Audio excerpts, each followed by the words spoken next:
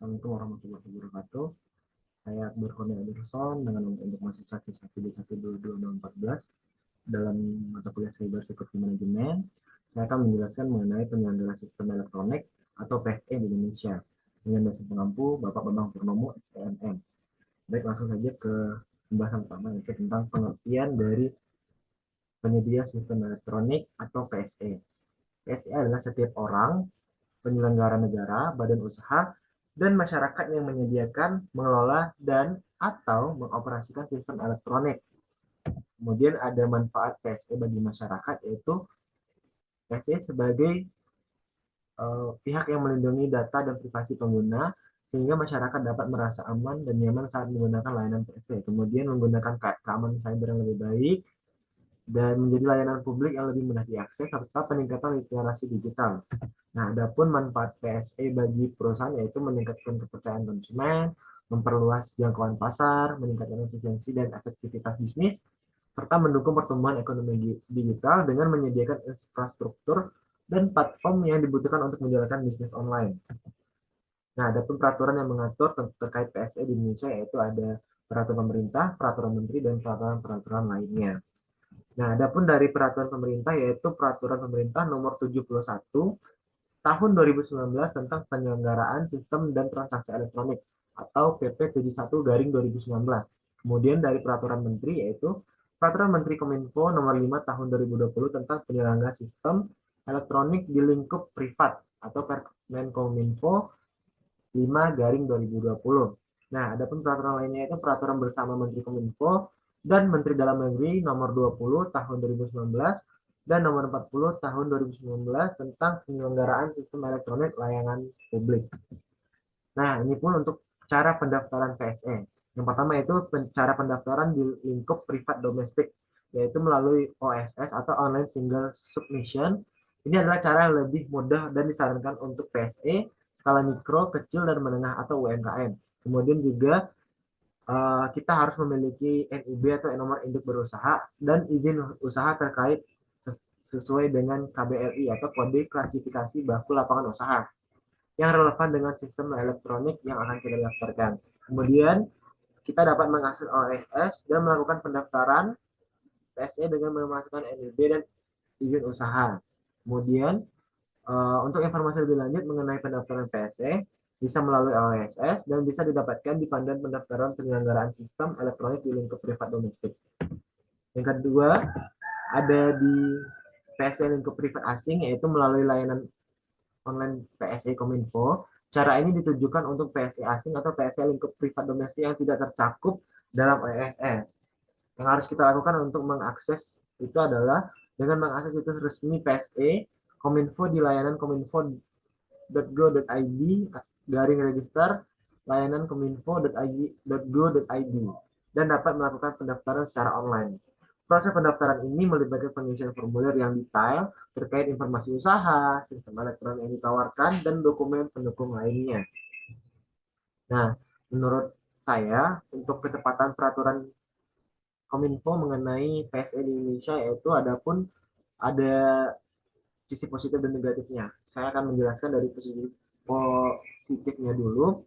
Yang positifnya yaitu melindungi hak-hak pengguna. Aturan-aturan yang dikeluarkan oleh Kominfo mewajibkan PSE untuk melindungi data pribadi pengguna, memberikan layanan yang jelas tentang layanan dan penyediakan mekanisme penyelesaian sengketa. Kemudian juga dengan peraturan Kominfo dapat meningkatkan keamanan ruangan digital karena aturan-aturan ini diwajibkan oleh Kominfo kepada PSE untuk menerapkan sistem keamanan yang memadai untuk melindungi data pengguna dari penyalahgunaan dan serangan cyber. Kemudian juga Kominfo mengatur mengenai kepastian hukum. Aturan-aturan ini memberikan kepastian hukum bagi PSE dan pengguna dalam menjalankan kegiatannya di ruang digital. Nah, adapun dari dampak negatifnya yang peraturan yang berlaku di Indonesia itu bertambahnya potensi hak berekspresi, pembatasan maksud saya. Jadi pembatasan hak berekspresi, yaitu beberapa pasal dalam aturan-aturan ini dianggap dapat membatasi hak berekspresi pengguna seperti pasal tentang konten negatif dan hoax. Kemudian juga Potensi hambatan bagi PSE yaitu aturan-aturan ini dapat menimbulkan hambatan bagi PSE, terutama PSE yang kecil, menengah, dan dalam menjalankan usahanya. Kemudian adanya kurang transparansi dalam proses penyusunan aturan-aturan ini, dianggap kurang transparansi dan melibatkan partisipasi publik yang minim. Nah, ini juga ada beberapa gejolak dan permasalahan yang terjadi saat awal penerapan PSE di Indonesia. Contohnya yaitu blokir Steam, Dota 2, dan CS.GO. Kemudian kebingungan dan kekhawatiran pengguna.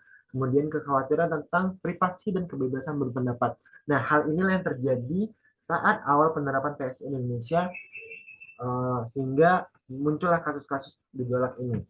Nah, adapun untuk pemblokiran Steam, Dota, dan CSGO itu yaitu platform yang terdampak adalah Steam, Dota, CS, dan Go. Kemudian gejolaknya pada Juli 2022, Kominfo memblokir Steam, Dota 2, dan CSGO karena ketiga platform tersebut belum terdaftar sebagai PSE lingkup privat.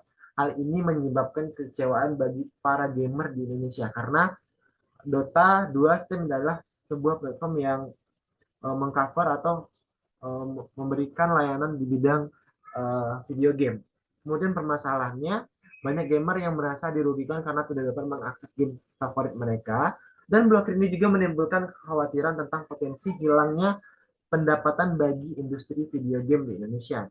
Nah, solusinya di sini setelah beberapa hari Kominfo membuka blokir Steam, Dota 2, dan CS2 setelah ketiga platform tersebut mendaftar sebagai PSE lingkup privat. Nah, di kasus yang kedua yaitu kebingungan dan kekhawatiran pengguna.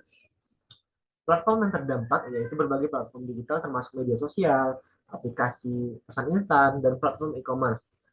Gejolaknya karena banyak pengguna yang bingung dan khawatir tentang apa arti PSE dan bagaimana hal itu mempengaruhi mereka. Permasalahannya yaitu tersebarnya misinformasi dan hoax tentang PSE di media sosial yang menyebabkan kebingungan dan kekhawatiran di kalangan pengguna. Solusinya Kominfo memberikan edukasi dan sosialisasi yang lebih tepat mengenai PSE kepada masyarakat. Dan yang terakhir, yaitu kekhawatiran tentang privasi dan kebebasan pendapat.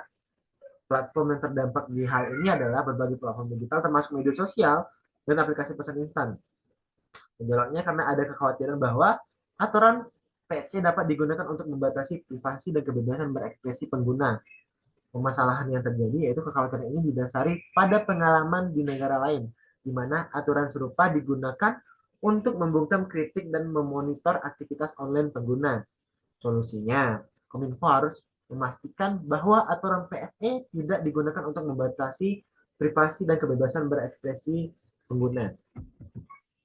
Nah, itu yang dapat saya jelaskan. Terima kasih atas perhatiannya. Assalamualaikum warahmatullahi wabarakatuh.